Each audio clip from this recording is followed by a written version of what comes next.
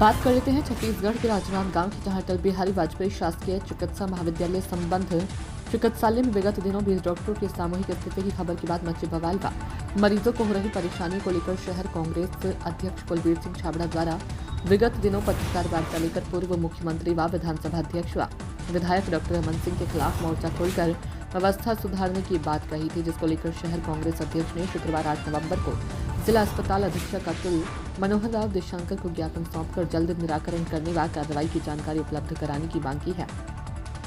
सौंपे ज्ञापन के संबंध में जानकारी देते हुए शहर जिला कांग्रेस अध्यक्ष कुलबीर सिंह छाबड़ा ने बताया कि शासकीय जिला चिकित्सालय के 20 डॉक्टरों के इस्तीफे, CT scan machine, MRI machine, x ray machine व अस्पताल में चल रही गतिविधियों को लेकर ज्ञापन सौंपकर उचित निराकरण कर जानकारी मांगी है। छाबड़ा ने आगे बताया कि अस्पताल के डॉक्टरों से बैठक कर उनकी मांगों को सामंजस्य बनाकर मरीजों के इलाज में किसी भी प्रकार की लापरवाही बर्दाश्त नहीं करने तथा सिटी स्कैन मशीन में कांग्रेस सरकार के समय दी गई मशीन खरीदी की राशि में वर्तमान में हुई मूल्य वृद्धि के कारण सिटी स्कैन मशीन की खरीदी में अतिरिक्त होने वाले व्यय एवं अस्पताल में MRI मशीन, एक्सरे मशीन एवं अन्य अस्पताल में कर्मियों की पूर्ति को व्यवस्थित करने को कहा। यदि 48 घंटे के भीतर डॉक्टरों की व्यवस्था नहीं सुधरती है तो उस स्थिति में पत्रकार वार्ता में स्थानीय विधायक डॉक्टर रमन सिंह के पुतला दहन के लिए हमारे द्वारा 48 घंटे का अल्टीमेटम दिया गया है। छत्तीसगढ़ के राजनांदगांव से संवाददाता विश्वनाथ देवांगन की रिपोर्ट। मांगों को लेकर के ज्ञापन सौंपा है। हाँ, उनकी तरफ से प्रतिनिधिमंडल आया था, आज मुलाकात किया उन्होंने और इस मामले में जो अभी रिसेंटली 20 डॉक्टर ने सामूहिक इस्तीफा देने की जो बात कही थी, ठीक है, उस मामले में उन्होंने प्राइमरी तौर पे हमको पूछा कि आपके यहाँ व्यवस्था कैसे चल रही है, कोई इसमें इश्यूज़ तो नहीं आ रहे। तो हमने बेसिकली उनको बताया ये जो 20 डॉक्टर हैं इन्होंने इस्तीफ़ा नहीं दिया था, ठीक है, सिर्फ इन्होंने अपनी कुछ मांगे रखी थी और इस मांगे पूरी नहीं होने के दशा में वो 1 महीने के बाद या 2 महीने के बाद जो है देने के लिए बाध्य हो सकते, ऐसा उन्होंने अपने पत्र में लेख किया था करके। तो इसके उपरांत शासन के निर्देशानुसार जो है हम लोगों ने उनके साथ चर्चा की, उनको बुलाया और बातचीत उपरांत ये पता चला कि कुछ मुद्दे जो है उनके, ठीक है, वो उन्होंने जो लिखे हैं उसको अगर रिजॉल्व कर लेते हैं तो एज सच उनको कॉलेज में काम करने के लिए कोई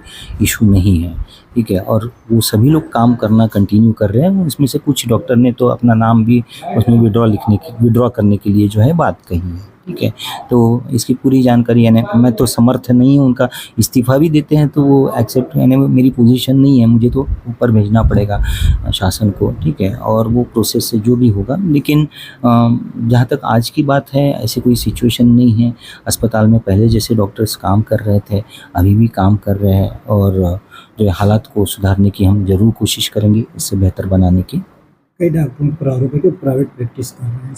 हाँ, प्राइवेट प्रैक्टिस जो है उन डॉक्टर को अलाउ है जो NPA यानी नॉन प्रैक्टिस अलाउंस जो है वो लेते नहीं हैं। ये जो आपके वेतन का 20% हिस्सा जो होता है वो आपको सरेंडर करना पड़ता है गवर्नमेंट को, ठीक है, तो वो देने के बाद में आप जो है वो सीमित समय के लिए जो है प्रैक्टिस कर सकते हैं, ठीक है।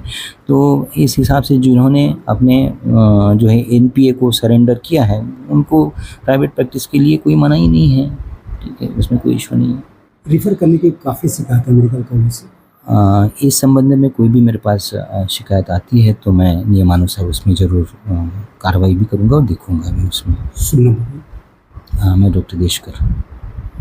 डॉक्टरों का सामूहिक इस्तीफा पुंडरी मेडिकल कॉलेज राजनांदगांव, इस पर आपसे आज चर्चा हुई है अधीक्षक से।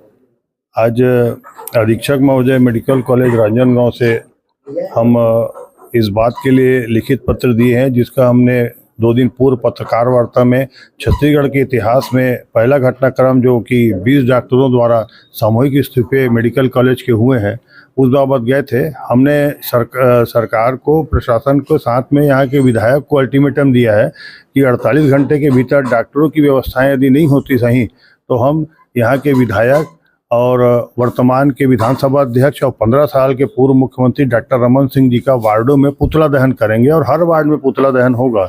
जब आप खुद डॉक्टर हैं और डॉक्टर हो के आप मरीज की सेवा नहीं कर सकते इस प्रकार से, और आपके क्षेत्र में ये अव्यवस्था लगातार बनी हुई है, डॉक्टर लगातार मांग कर रहे हैं, तो आप क्यों उसमें मुखर नहीं हुए? अब कम से कम डॉक्टर इस्तीफा दे रहे हैं आपको, तो आपको मिलने आना चाहिए, बात करने आना चाहिए आपको। तो आपने बात करना भी उचित नहीं समझा। आपने प्रशासन के माध्यम से कमेटी बना देंगे बोले और छत्तीसगढ़ लोकार्पण का महोत्सव का लोकार्पण करके चले गए। ये गलत है, और हम यहाँ पर मरीजों को होने वाली तकलीफ होती है, इसके लिए तत्काल हमने इस एक्शन लिया है। यहाँ पे सीटी स्कैन मशीन की भी व्यवस्था नहीं है, यहाँ पर MRI मशीन नहीं है, यहाँ पर एक्सरे मशीन नहीं है, और डॉक्टर रमन सिंह जी कर क्या रहे हैं? इसलिए ये निरंतर जारी रहेगा। 2014 में अधूरा लोकार्पण डॉक्टर रमन सिंह जी को हम उनको पूरा करवा के रहेंगे। शहर कांग्रेस कमेटी राजनांदगांव पूरा इनके साथ लगे रहेगी। डॉक्टर को पुतले जला के डॉक्टर साहब के इनके खिलाफ आंदोलन धरना प्रदर्शन करके इनको जगाते रहेगी, ताकि आप यहाँ की जनता को व्यवस्था पूरी दीजिए।